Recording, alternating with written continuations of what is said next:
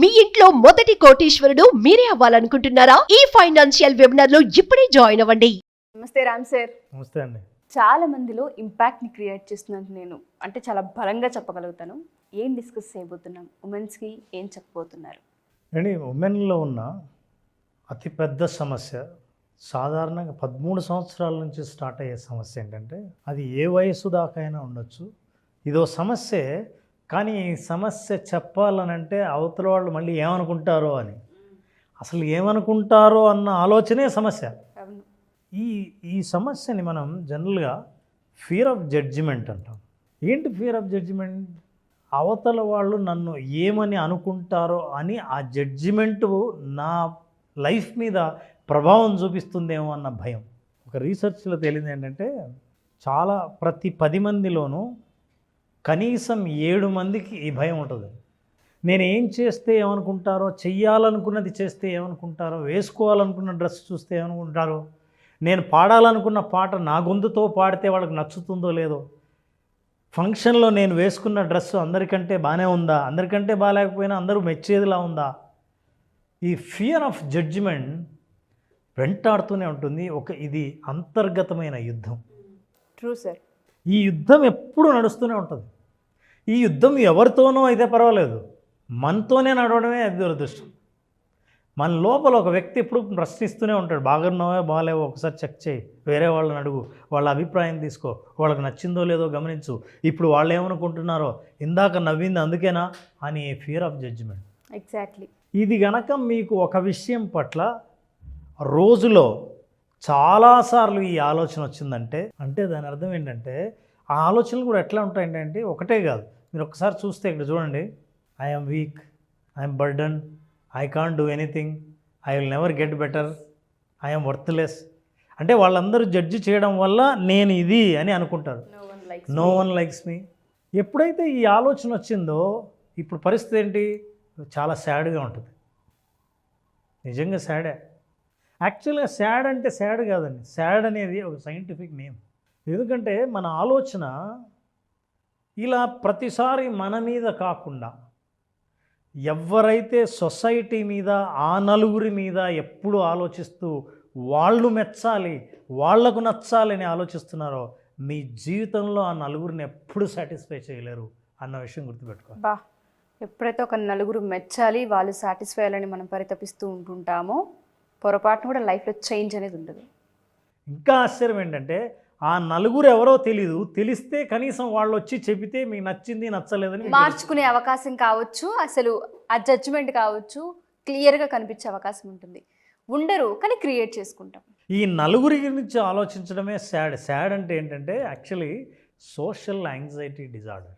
Social anxiety సొసైటీలో మీరు నడుస్తుంటే, మీరు ఏ పని చేసినా, మీరు మాట్లాడడం దగ్గర నుంచి, డ్రెస్ వేసుకోవడం దగ్గర నుంచి, మీరు నడుస్తూ ఉండడం దగ్గర నుంచి, మీకున్న పర్ఫార్మెన్స్ ఏదైనా సరే, పాట పాడడమో, లేదా మీరు స్పోర్ట్స్లో ఏదైనా ఎక్స్పర్ట్ అయితే ఆ పని చేయడమో, ఇంటర్వ్యూ అటెండ్ అవ్వడము, ఏది చేసినా సరే అవతల వాళ్ళు ఎవరు నన్ను చూస్తున్నారో, ఎన్ని కళ్ళు నన్ను చూస్తున్నాయో అన్న ఆలోచన చివరికి ఏంటంటే, నేను ఏం చేయాలో మర్చిపోయి ఎవరేం చేస్తున్నారో చూడడం ఎక్కువ మొదలు పెడతాను. బట్ ఇది చాలా మందిలో ఉంటుంది రామ్ సార్. మీరు అన్నట్టుగానే మేము వేసుకునే డ్రెస్ దగ్గర నుంచి, ఆడపిల్లల గురించి నేను మాట్లాడుతూ ఉన్నాను, ఉమెన్స్ గురించి నేను మాట్లాడుతూ ఉన్నాను. మేము ఏం చెయ్యాలి అనుకున్నా వాళ్ళు ఏం చూస్తున్నారో, మేము ఇప్పుడు ఏం మాట్లాడితే వాళ్ళు ఏమంటారో, మేము ఇప్పుడు ఇది పర్ఫామ్ చేస్తే అక్కడ రిజల్ట్ ఏమొస్తూ ఉంటుందో, వాళ్ళని మేము సాటిస్ఫై చేసామా లేదా, సగం ఇందులోనే అయిపోతుంది జీవితం. ఇలా ఆలోచించడం వల్ల నెంబర్ 1 సెల్ఫ్ ఎక్స్ప్రెషన్ పక్కన పెట్టేస్తారు, మర్చిపోతాం. తాము వ్యక్తపరుచుకునే భావాన్ని పూర్తిగా కోల్పోతారు. తన టాలెంట్ని ప్రదర్శించుకునే ఆలోచననే మర్చిపోతారు. జీవితంలో ఈ సోషల్ యాంగ్జైటీ డిజార్డర్ ఉన్నవాళ్ళు ఎదుగుతున్న కొద్దీ ఏ స్థాయికి వెళ్ళినా సరే, ఈ ఆలోచన వల్ల తమకున్న పొటెన్షియాలిటీ ఏదైతే ఉందో, సామర్థ్యం ఏదైతే ఉందో, ఆ సామర్థ్యాన్ని సంపూర్ణంగా మర్చిపోయి, అందుకే మనం ఉన్న మహిళలు చాలామంది అనుకున్న పనులు చేయలేక జీవితంలో ముందుకు ఎందుకు రాలేకపోతున్నారంటే, చాలామంది ఈ ప్రోగ్రామ్ చూస్తున్న వాళ్ళలో ఒక్కసారి గమనించండి, ఈ సోషల్ యాంగ్జైటీ డిజార్డర్ ఉన్నవాళ్ళు SI అని టైప్ చేయండి. చాలామందికి ఇందులో మేము ఉన్నామని కూడా తెలీదు. ఎపిసోడ్ కనుక మీరు స్టార్టింగ్ నుంచి వినుంటే పరితపిస్తూ ఉంటుంటాం. మనల్ని మనం మర్చిపోయి ఎదుటి వాళ్ళ సాటిస్ఫాక్షన్ కోసమే ఎదురు చూస్తూ మన ఎక్స్ప్రెషన్ని, మన ఫీలింగ్ని కూడా చంపేసుకోవడమే సోషల్ యాంగ్జైటీ డిసార్డర్. ఎవరైతే దీంట్లో ఉన్నారో ఖచ్చితంగా కామెంట్ చేయండి. దాని నుంచి ఎలా బయటికి రావాలో కూడా ఖచ్చితంగా చెప్పడం జరుగుతూ ఉంటుంది. అందుకే అండి చెప్తారు, మీరు ఎలా ఉన్నా do not allow people to dim your shine. మీ వెలుగును అవతల వాళ్ళు డిమ్ చేయడానికి మీరు అవకాశం ఇవ్వకండి. యాక్చువల్గా కళ్ళు లేనిది వాళ్ళకి, మీకు కాదు. మీ వెలుగును తగ్గిస్తున్నారు. వాళ్లకు మీ అందం చూసే, మీ సామర్థ్యం చూసే, మీ టాలెంట్ చూసే, మీ స్కిల్ చూసే కళ్ళు లేవు, దృష్టి లేదు. దృష్టి లేని వాళ్ళకి ఎట్లాగూ కనిపించదు కాబట్టి వాళ్ళు గుడ్డి దీపం పెట్టుకుని ఉంటే ఆ గుడ్డి దీపాన్ని, మీ దీపాన్ని వాళ్ళు లో చేస్తున్నారు. మీరు అది అలో చేయకండి. You be confident, you have skills, do not worry about others.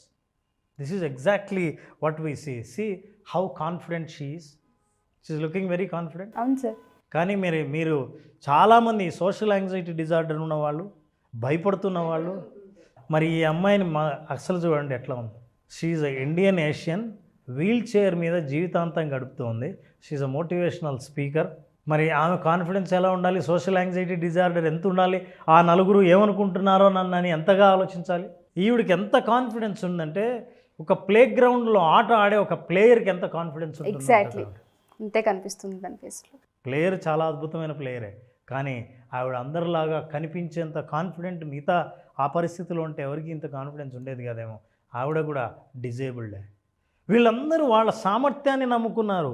ఇతరులు ఏం చూస్తున్నారో అన్న ఆలోచన ఎప్పుడో మానేశారు. మీరు ఎప్పుడైతే ఆ నలుగురు గురించి, వాళ్ళ ఆలోచన గురించి, వాళ్ళ యాక్సెప్టెన్స్ గురించి ఎప్పుడైతే పనిచేశారో మీకోసం మీరు పనిచేయడం మానేస్తారు.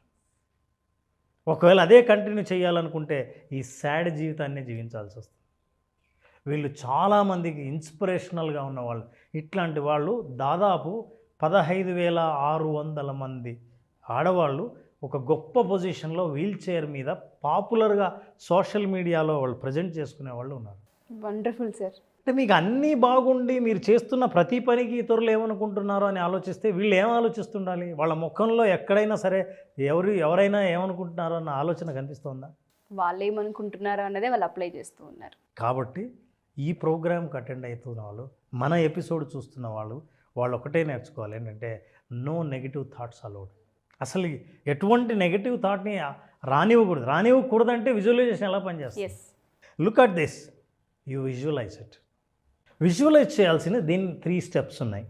ఈ ప్రోగ్రామ్ చూస్తున్న ఆడవాళ్ళు ఎవరైనా సరే, ఎప్పుడైనా సరే మీకు ఈ సోషల్ యాంగ్జైటీ డిజార్డర్ అని నేను అన్నాను, కానీ సోషల్ యాంగ్జైటీ ఉన్నవాళ్ళు చాలాసార్లు ఏ పనైనా చెయ్యాలంటే మిగతా వాళ్ళ పర్మిషను, అప్రూవలో కావాలని ఆలోచించేవాళ్ళు విజువలైజేషన్ ద్వారా కాన్ఫిడెన్స్ని ఎట్లా డెవలప్ చేసుకోవచ్చు, ఆత్మవిశ్వాసాన్ని, మనం చేసే పని మీద మన నమ్మకాన్ని ఎట్లా పెంచుకోవాలి, విజువలైజ్ చేయాలి. ఎలా చేయాలి? కామ్గా ఒక ప్లేస్లో కూర్చొని బ్రీతింగ్స్ ద్వారా రిలాక్స్ అవ్వండి, కళ్ళు మూసుకోండి. Then you have to create a success blue print.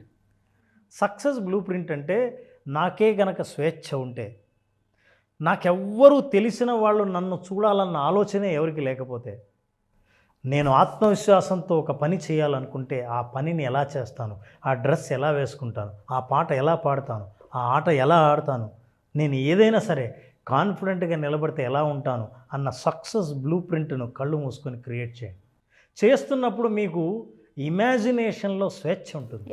మీకు అక్కడ కూడా స్వేచ్ఛ కోల్పోతే దురదృష్టం. అందుకే నెగిటివ్ థాట్స్ ఉండకూడదు అనుకున్నాను. అక్కడ మీరు స్వేచ్ఛగా, మీరు నిజంగా ఐడియల్గా, ఏ భయాలు లేకపోతే, ఇతరులు ఎవరైనా మనల్ని అప్రూవ్ చెయ్యాలి అన్న భయం అస్సలు లేకపోతే, మీరు ఎలా కనిపించాలనుకుంటారో అట్లా కనిపించినట్లు మిమ్మల్ని మీరు చూడండి.